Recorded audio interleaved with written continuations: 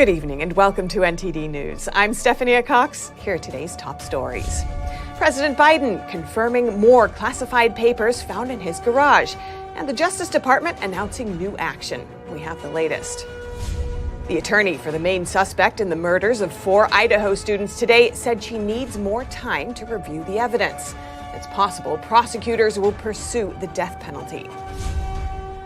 More pay for nurses at 2 major New York City hospitals. The nurses' strike ended today after the union and the hospitals came to an agreement. A California city is the first to require liability insurance for gun owners, while critics argue it violates Second Amendment rights. And January 6 committee lawmakers are reportedly offering to help Brazil. The country is investigating violent protests that damaged 3 federal buildings.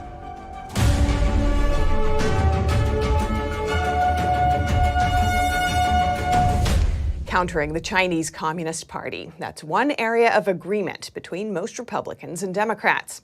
And today, the House bans oil reserve exports from being sent to any entity owned or controlled by the CCP. NTD's Melina Wisecup has more from Capitol Hill. America's emergency oil stockpile sits at its lowest level since the 1980s. In a bid to lower gas prices, President Biden launched a plan to release 180 million barrels, some of them sold to Unipec, a company under the authority of the Chinese Communist Party-owned Sinopec. China now controls the world's largest government-controlled stockpile of oil, with almost 1 billion barrels, at the expense of American taxpayers and our energy security. Aimed at prohibiting the Department of Energy from doing this in the future, the U.S. House of Representatives passed a bill on a vote of 331 to 97. All Republicans and most Democrats supported it. Those who opposed it argued that the GOP bears responsibility for exports to China. You know, America should not be exporting our crude oil exports to an adversary.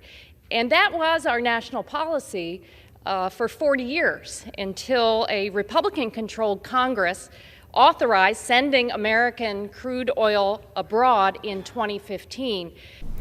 Opposing Democrats called for a broader bill that would ban emergency oil sales to China, North Korea, Iran, and other U.S.-sanctioned countries. Now this bill is headed over to the Senate, where its fate is unclear, but I wouldn't rule out the possibility of it passing the Senate during this Congress. That's because of the bipartisan nature of this type of bill, although Senate Leader Chuck Schumer would need to see this as a priority to bring it to the floor for a vote. Now going back to the House's actions on China so far. So this week they've taken 2 actions with regards to China. Earlier this week they created that bipartisan select committee on China, where they'll be looking at the United States' strategic response to the Chinese regime. We asked Speaker McCarthy what other actions or priorities they have with regards to how to handle China or its influence here in the U.S. Here's what he told me. Because many times we don't speak with one voice from America. What I am trying to accomplish is get members on both sides of the aisle from all different perspectives, not just from a militarily, from financial, from agriculture and others, to bring those jobs back to America, to make sure China's not inside America buying our farmland and others. And Speaker McCarthy did add that he has been in discussion with the Democrat leader Hakeem Jeffries on this issue, so it's clear China will be one of very few areas that will see some bipartisan cooperation over the next 2 years. Reporting in Washington, D.C., Melina Wisecup, NTD News. President Biden today confirming that more classified papers were found at another location. And the DOJ is tapping a special counsel to investigate the matter. NTD's Iris Tao has more from the White House. A second batch of classified materials now confirmed by President Biden. They discovered a small number of documents of classified markings in storage areas and file cabinets in my home and my personal library. In the exact location, a locked garage next to his Corvette. By the way, my Corvette's in a locked garage. Okay, so it's not like you're sitting out in the street. But anyway. Yes, as well as my Corvette. While Biden emphasized that it's a locked garage, the House Speaker says the documents were out in the open. Not once, but now we're finding in 2 different locations classified information just out there in the open. I think Congress has to investigate this. The top House Democrat defending the president.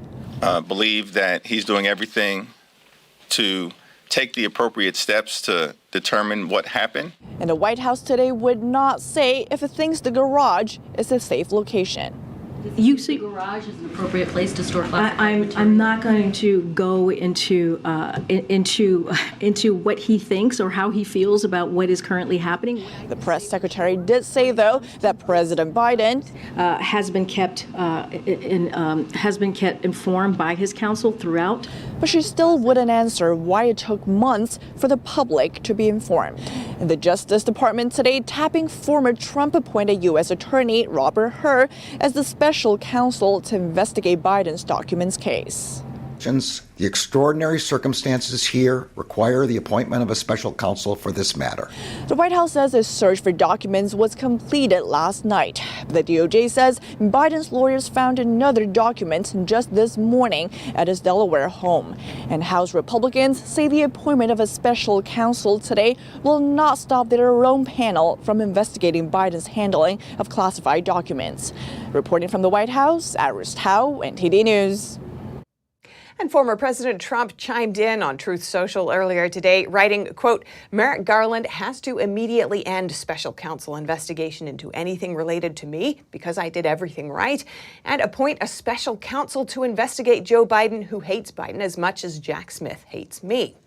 Trump is currently under investigation over classified documents found at his Mar-a-Lago residence, which was raided by the FBI in August last year.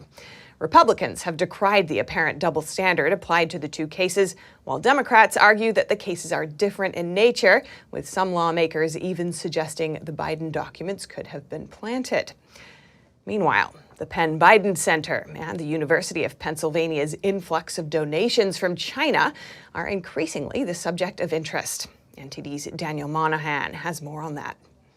At the heart of Biden's classified documents scandal is the Penn Biden Center. Questions abound regarding Chinese donations to the University of Pennsylvania. It received nearly $80 million in gifts and contracts from China between 2014 and 2020. And the Washington Free Beacon reports that foreign donations tripled in the 2 years following the Biden Center opening in 2017, with most of those funds coming from China. A Penn spokesperson says that Penn is fully compliant with federal law regarding the reporting of foreign gifts and contracts. Meanwhile, Hunter Biden apparently discussed the center by email before its launch. In 2016, creative artist agency agent Craig Gehring sent an email to Hunter Biden with, quote, confidential notes from their meeting. Gehring listed apparent plans that were discussed for Biden after leaving office. One of those plans included wealth creation with no additional explanation, while another included an apparent reference to the Penn Biden Center with a possible job opportunity for Hunter. According to Lindsey Graham, there could be a silver lining to the whole affair for Donald Trump. The idea of prosecuting President Trump for mishandling classified information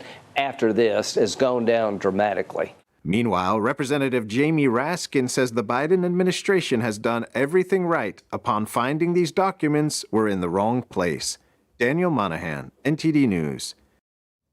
Turning now to the case of the 4 murdered Idaho students. Today, the main suspect returned to court. Prosecutors in the case say they may pursue the death penalty. Brian Kohberger's attorney waived the right to a speedy preliminary hearing, which would have taken place within 14 days. She reportedly did so in order to have more time to review the evidence. Kohberger has not yet entered a plea. He's also waiting to learn whether prosecutors will pursue the death penalty. If he pleads not guilty, the case will begin working toward a trial. If he pleads guilty, a sentencing hearing will be set. His next major court appearance will be at a preliminary hearing in June. And in New York City, thousands of nurses are back at work today after a 3-day strike. The union reached an agreement with the hospitals. 2 New York City hospitals have reached a contract agreement with thousands of striking nurses. This ends this week's walkout, which disrupted patient care. The union representing the nurses is celebrating the outcome. And what this strike has shown is that when we fight, we win. The union says the main problem is that hospitals are understaffed. Nurses who worked during the peak of the pandemic say they had to work overtime, handle twice as many patients as they should, and skipped meals and even bathroom breaks. To mitigate that, the deal includes new patient-nurse ratio requirements. New York Governor Kathy Hochul commented on Thursday's agreement, saying, "As we enter the 3-year contract, they'll receive a well-deserved 19% pay increase here. Also, better benefits, higher wages for those with higher education, and again, a working environment that allows them to focus on patient care." The union also praises the new agreement. This historic contract delivers respect for our nurses and our patients. According to the union, the average starting salary for one of its nurses statewide is currently about $50 an hour. Reporting by Ariane Pazdar, NTD News. Turning now to California, and a silver lining to the deadly storms that have killed 18 people so far. Extreme drought conditions that had affected large parts of the state have been downgraded nearly everywhere. In Los Angeles, weather officials say they've captured enough stormwater to serve thousands of households across the county. 10.6 billion gallons of water, to be exact. That could fill 16,000 Olympic-sized swimming pools. And there's more coming. Another storm is expected to hit in mid-January. But even with the excessive rainfall, the state's drought emergency order will remain in place. And staying in the Golden State, if you live in San Jose and you own a gun, you will now need liability insurance. It's the first city in the U.S. to introduce the measure. NTD's Eileen Eng has that story.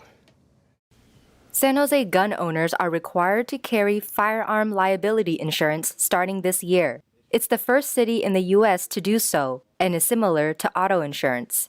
The liability insurance would cover losses or damages resulting from any negligent or accidental use of the firearm, including death, injury, or property damage. If a gun is stolen or lost, the owner of the firearm would be considered liable until the theft or loss is reported to authorities.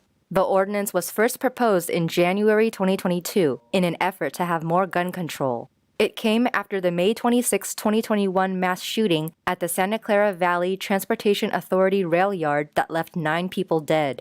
Those who don't insure their weapons would be fined. Critics have long debated gun control laws. In Illinois, Edwards County Sheriff Darby Bowe posted a statement on Facebook after HB 5471, which bans assault weapons and high-capacity magazines, was passed. It states that his duty is to protect the rights of citizens, which includes the Second Amendment's right to bear arms. Therefore, they will not be checking to ensure that lawful gun owners register their weapons with the state, nor will they be arresting or housing individuals that have been charged solely for non-compliance of this act. And on Wednesday, the Supreme Court allowed New York to keep their gun control law amidst a legal challenge. The law was enacted after the court ruled in favor that the Constitution provides a right to carry a gun outside the home last June. Meanwhile, Florida officials have put forward a proposal to ban the tracking of gun sales. They argue that the collection of data by state financial institutions violates the Second Amendment. That's after major credit card companies adopted new tracking codes that can be used to identify firearm and ammunition purchases. And remember, if you have any news tips or feedback for our show, you can email us at eveningnews@ntd.com. Coming up, a Brazilian reporter gives NTD's Arlene Richards an update on recent protests that breached federal buildings. And in the world of sports media, a prominent reporter fights back after being fired for refusing the COVID vaccine. NTD's Dave Martin brings us the story when we return.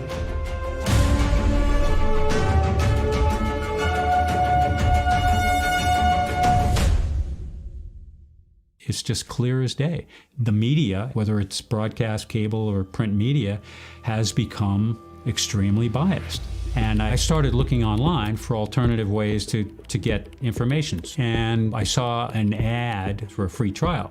And I looked at it and I said, Epoch Times. I mean, come on, this is end of days type of stuff. I mean, what are they going to be talking about here? And I said, well, it's a free trial. Let me dig in. Is it giving me both sides? Is it giving me an objective point of view here? I have looked for opportunities to see where they might be biased, and I don't find it. It has given me a level of trust in media that I didn't think I'd ever get back. I love the Epoch Times because it has renewed my faith in the idea that a reliable, responsible, non-biased source of information is available. And I can say that I love it because of that.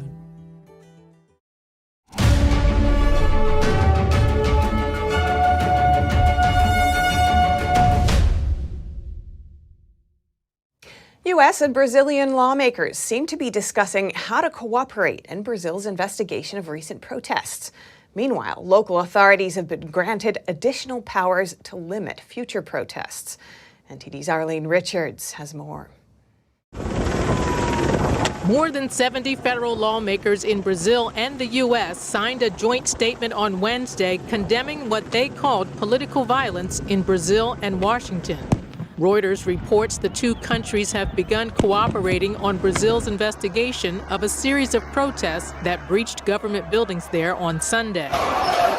The report says sources familiar with the discussions spoke to them exclusively. The sources said Representative Benny Thompson, who chaired the recently dissolved House committee on January 6th, is one of the lawmakers discussing collaboration. NTD hasn't verified the Reuters report. Thompson said in a statement that the January 6th investigation and report is a model for similar investigations.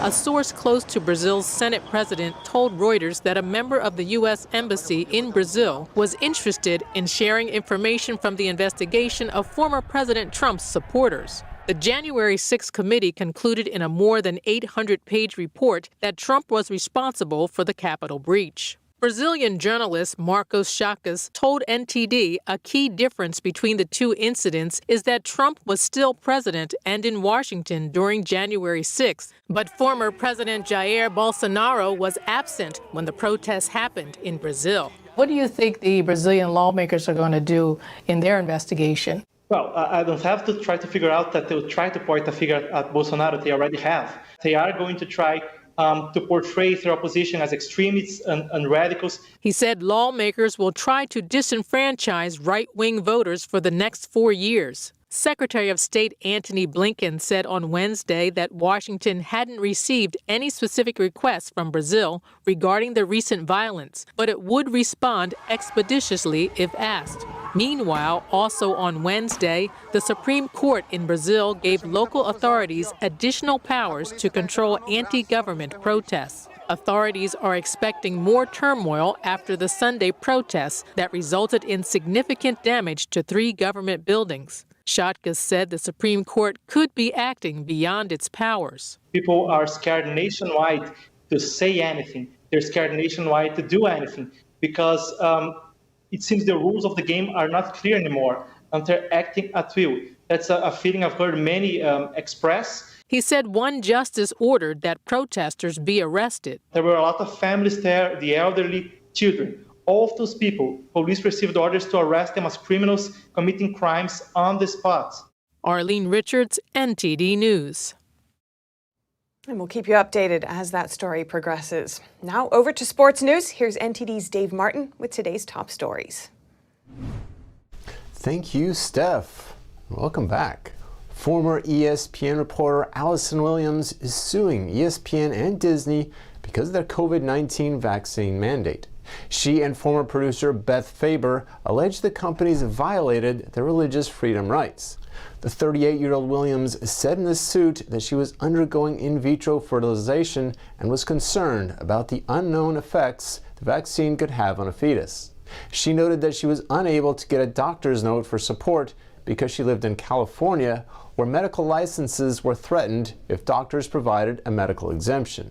She also said that as a Christian, her religious beliefs prohibited her from getting vaxxed. Williams, who's now at Fox Sports, offered to test regularly, wear a mask, and work remotely or in person. Her requests were denied, and she was fired in October of 2021. And in NFL news, the league is announcing that Atlanta will be the site for a potential Bills-Chiefs AFC Championship matchup should both teams advance. The neutral site scenarios were announced last week after the Bills-Bengals game was canceled, which had major playoff seeding implications. Both teams won last weekend, but with Buffalo owning the head-to-head tiebreaker, yet still sitting a win behind Kansas City because of the canceled game, the NFL didn't want to give either team the home field advantage. The AFC title game is set for January 29. And for your sports viewing schedule tonight, the NBA has 6 games on tap featuring a Nets-Celtics clash between the top 2 teams in the Eastern Conference. Brooklyn, however, will be without All-Star Kevin Durant, who has a sprained MCL. And finally, for you hockey fans, the NHL has a dozen games on for tonight, including the Boston Bruins, who have the league's best record by a ways, hosting the Seattle Kraken. And that's it for the sports news. Back to you, Steph. Thanks, Dave. And finally, a new wellness trend. With the stresses and strains of modern life, California's health conscious are turning to a mindfulness class where they bathe in sound. Sound therapy is making waves. Sound waves, that is. This meditative body-mind practice has gained in popularity and is now one of the hottest classes in California's booming wellness industry. In West Hollywood, chiropractor Ken Best runs a clinic called Many Levels Healing. He aims to create particular frequencies of sound to induce a fully relaxed state. There are a lot of people today, because of the pandemic, everything else that we've been going through, have had such difficulty dealing with the stressors in their life and causing anxiety and brain fog, and so they can't think clearly. And we find that the sound baths really help them focus, gain back that collective thought that they're trying to get to, and also relieve their anxiety at the same time.